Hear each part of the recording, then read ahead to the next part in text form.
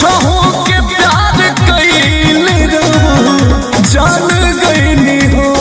है अब जाए जान तुहरा के पहचान गईनी हो जन बन बहुत दुल्हा हमार इत कैनी न कबो करा कहमी कवन तू पैलू कहमी कवन तू पैलू अपना दीवाना में शादी करेलू काहे बड़का घराना में शादी करेलू काहे